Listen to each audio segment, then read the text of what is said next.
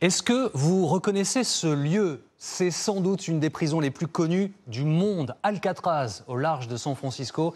La prison de haute sécurité est devenue une attraction touristique depuis sa fermeture il y a 60 ans. Mais l'administration Trump envisage de la remettre en service pour les détenus les plus dangereux des États-Unis. Reportage de nos correspondantes Alexandra Poupon et Justine Jankowski. Sur ce rocher, au cœur de la baie de San Francisco, Alcatraz.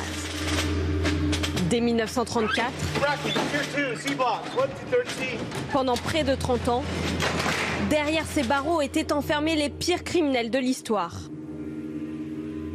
À l'époque, l'une des prisons les plus sécurisées du monde. Fermée depuis plus de 60 ans, elle est la gardienne d'un passé sombre des États-Unis. Aujourd'hui, les touristes ont remplacé les prisonniers. Près de 5000 par jour. C'est l'opportunité d'aller en prison sans avoir de problème avec la justice. Une forteresse dont personne ne pouvait s'échapper. Et voilà, la traversée était rapide. 2 kilomètres à peine, mais n'allez pas les tenter à la nage. Le courant ici peut atteindre 8 ou 9 km/h. Et l'eau est à 11 degrés. Si vous voulez vous échapper, ça ne pardonne pas. Nombreux ont pourtant essayé. Les plus célèbres ont inspiré un classique du cinéma, L'évadé d'Alcatraz. Vous voyez dans le mur, ce sont les trous par lesquels ils sont passés. Ils ont utilisé des cuillères ou des couverts en métal pour les creuser. Ils ont aussi fabriqué ces têtes en papier mâché avec des vrais cheveux pour que ça paraisse réel. Ils n'ont jamais été retrouvés. Noyés, libres, le mystère alimente toujours la légende d'Alcatraz. Alice Jasco a travaillé entre ces murs pendant 3 ans. Je crois qu'il y en a 250. Elle connaît tous les recoins. C'était la cellule d'Al Capone. Le gangster de Chicago a passé plus de 4 ans derrière ses barreaux. 5.5 feet. 1,5 mètre par quoi 2 mètres? C'est vraiment petit. Même si bon, Al Capone n'était pas très grand.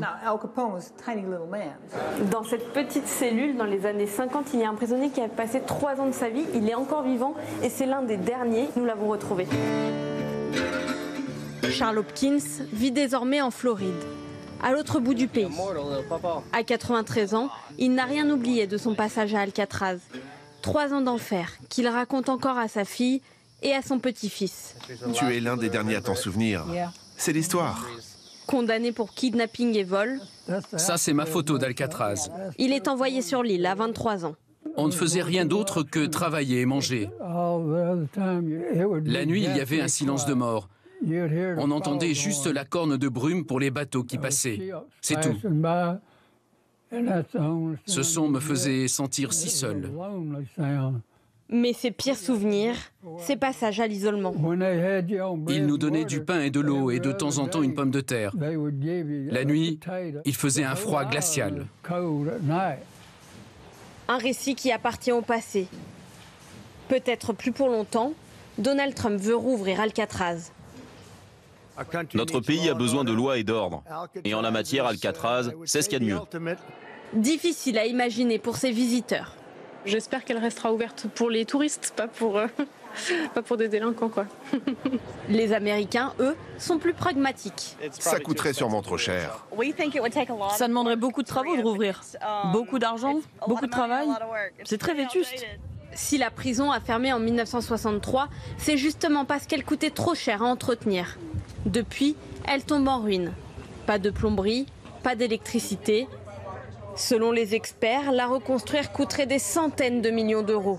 Les visites, quant à elles, en rapportent 52 millions chaque année.